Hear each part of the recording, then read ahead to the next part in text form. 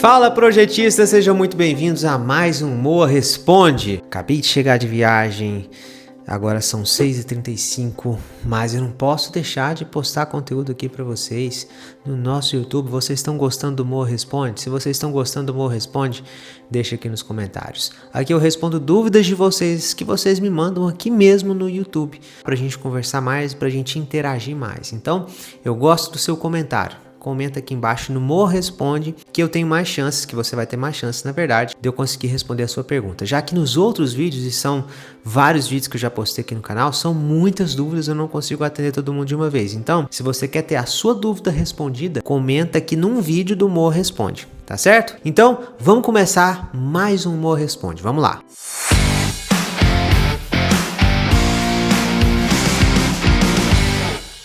Bom, pessoal, como hoje eu não estou aqui com outro celular, então eu vou ler as perguntas aqui, ó, no meu computador que eu deixei aqui do lado. E a primeira pergunta vai ser do Davidson.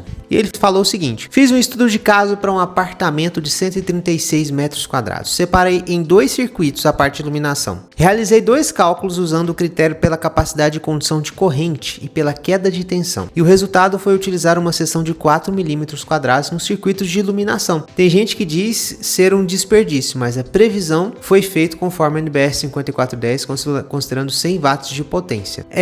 Você está considerando 100 watts de potência para um apartamento de 136 metros quadrados. Tem alguma coisa errada. Hoje em dia, com a iluminação que a gente não tem 100 watts de potência. Isso a gente tinha quando a gente estava trabalhando com luminária incandescente. Hoje a gente está trabalhando com luminárias de LED. Mesmo que a NBR 5410 fale demais sobre 100 VA, 100 VA, 100 VA, a realidade hoje é diferente. A gente tem que lembrar que a NBR 5410 ela foi feita em 2004. A última revisão foi em 2004, tem uma versão corrigida em 2008. Então, a gente trabalhar com a potência em VA que está descrita na NBR 5410 não é coerente. E, inclusive, na nova revisão vai ter essas mudanças, principalmente potência. Aquelas potências indicadas são somente, naquela época, para título de dimensionamento quando você não tinha nada. Hoje não tem mais isso. O primeiro erro que eu encontro aí na sua pergunta é o seguinte: você está utilizando potência de 100 watts para luminária. Incorreto. Provavelmente as luminárias que você vai trabalhar lá no projeto são luminárias fluorescentes ou LED, principalmente LED. A potência vai abaixar demais. O seu condutor vai ser de 2,5 com certeza ou menos que isso. Outra coisa importante, não está falando na NBR 5410 que para circuitos de luminária tem que ser 1,5 milímetros quadrados, não. É o mínimo. É a seção mínima. A tabela que a gente tem na 5410 é a tabela de seção mínima e não é a tabela de seção presente para todos e qualquer circuito. É mínimo, de acordo com a potência, pode ser mais. Então a gente tem que parar de achar que tá lá 1,5, tem que ser só 1,5. Não, vamos pensar nas luminárias de grandes galpões. Coloca aí um grande galpão iluminado. Imagina esse galpão aí. As luminárias desse galpão, elas devem chegar a 100 watts a 150 watts. São refletores. Logo, o circuito muito provavelmente da fileira de luminárias não vai ser de 2,5 nem de 1,5. Porque não vai aguentar a capacidade de condução de corrente desse cabo. Então tem que ser de 4 milímetros ou mais. Então já trabalhei com circuitos de iluminação que chegaram a 6 milímetros, que chegaram próximos a 10 milímetros quadrados e pode chegar sim. Aí você tem que trabalhar com um circuito de comando, aí você tem que trabalhar de uma maneira diferente para que essas luminárias sejam acendidas. Então não fica nessa noia de que deu 4 milímetros. Deu 4 milímetros? Tá, por que deu 4 milímetros? Você está usando potência de 100 watts, são muitas luminárias. Vai dar uma potência maior. Mas será que essa potência de 100 watts vai ser a potência realmente utilizada no seu projeto elétrico? Aí é a questão. Hoje, com luminárias de LED, isso muda. Então, trabalha no seu projeto elétrico com as potências reais de luminárias e não com as potências imaginárias. Então, muito importante isso. Cuidado com o que a NBR 5410 fala aí nessa questão de seção de potência mínima ou seção mínima, tá? Deixa eu ver outra pergunta aqui. A próxima pergunta é do Jonatas Alves, 4839. Olá, tudo bem? Quando faz prospecção com construtoras? Pessoal, só para você entender, prospecção é um dos elos da corrente do sucesso. Corrente do sucesso é o nosso método de prospecção de clientes que a gente ensina dentro da comunidade projetista de elite. Quando você faz prospecção, ou seja, entra em contato com clientes, né, com construtoras, tu envia portfólio ou algo do tipo, ou somente mensagem? Tenho dúvida cruel, tô querendo entrar por conta no mercado. É o seguinte, Jonas, eu não envio portfólio. Eu só envio o portfólio quando me pedem.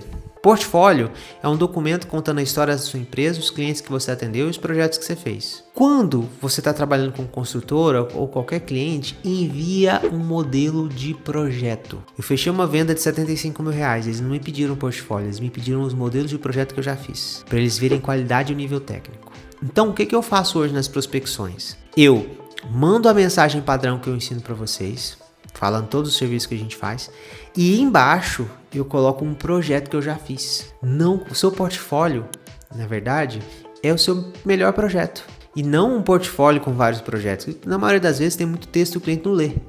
Agora, o projeto é visual. Quando você manda a mensagem de prospecção e coloca o projeto embaixo, fica mais fácil do cliente entender qual que é o seu nível técnico, qual que é o seu profissionalismo. Mesmo que seja construtora, mande o projeto e não o portfólio. Só manda portfólio se o cliente pedir.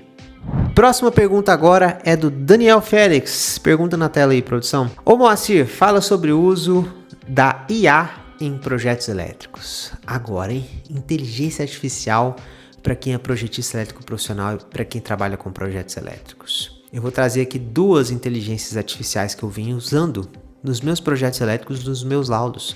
Moacir, mas você vem usando inteligência artificial? É claro que sim, gente. A inteligência artificial, hoje em dia, pode ser o seu grande estagiário. Para você que está começando na área, está doidinho para ter um estagiário, ela pode ser o seu grande estagiário hoje. Por quê? Vou dar um exemplo. Fiz recentemente um laudo de instalações elétricas, iluminação de emergência e SPDA. Como o laudo ficou muito grande, eu senti necessidade de criar um plano de ação, um documento de plano de ações para serem trabalhados e esse laudo ficar mais direto no meu cliente, para ele saber exatamente o que faz primeiro e o que faz depois. Eu trabalho com o ChatGPT, né, que é a primeira inteligência artificial, e recentemente eu descobri o Manus, que é outra inteligência artificial. Eu pago hoje em dia o ChatGPT, eu pago o Plus, né, que é $20 mais ou menos aí por mês, vai dar R$130 mais ou menos, alguma coisa do tipo. E o Manus, hoje em dia ele é gratuito, então o que eu fiz? Tava testando o Manus, peguei todos os meus 3 laudos, mandei para eles o PDF, e aí o Manus gratuito, dá para mandar os PDFs.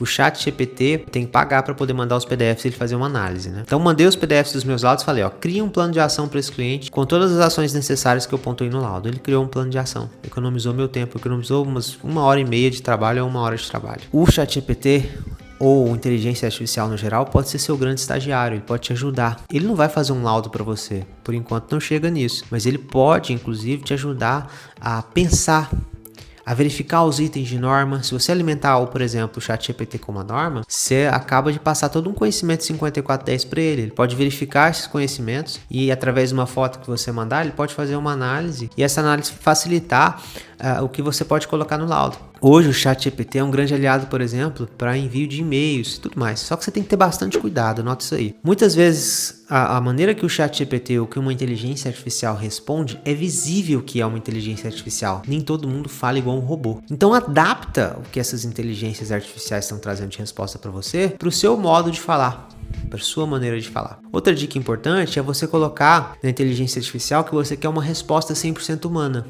E aí ele sai mais humano ainda. Então, muita coisa hoje em dia dá para ser facilitada com o uso das inteligências artificiais. Então, hoje eu pago inteligência artificial porque ele trabalha para mim.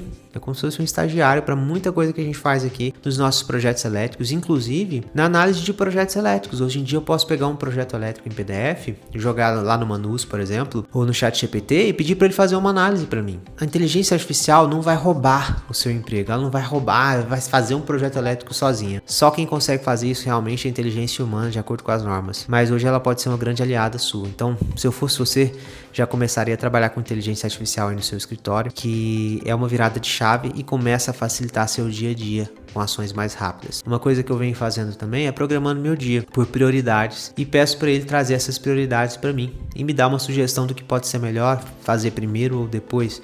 Então ele é um grande aliado no seu processo e acaba eliminando algumas coisas e algumas ações que você faria e gastaria um tempo e ele faz em 5 minutos. Então, utilize a inteligência artificial como um aliado na elaboração dos seus projetos elétricos. Quer outro exemplo? Faça um memorial descritivo completo e peça para ele revisar os erros ortográficos. tempos. Manda o PDF lá no Manus, pede para ele revisar os erros ortográficos seus, para você evitar de enviar coisa errada para o cliente, que eu mais vejo hoje, corrigindo o projeto dentro da comunidade projetista, ele tinha erro ortográfico. Então esse tipo de coisa você vai eliminando, porque você tem alguém para revisar, alguém entre aspas, né? Você tem uma inteligência artificial para revisar. Então muita gente fala, o Revit é o futuro, não sei o que, pessoal.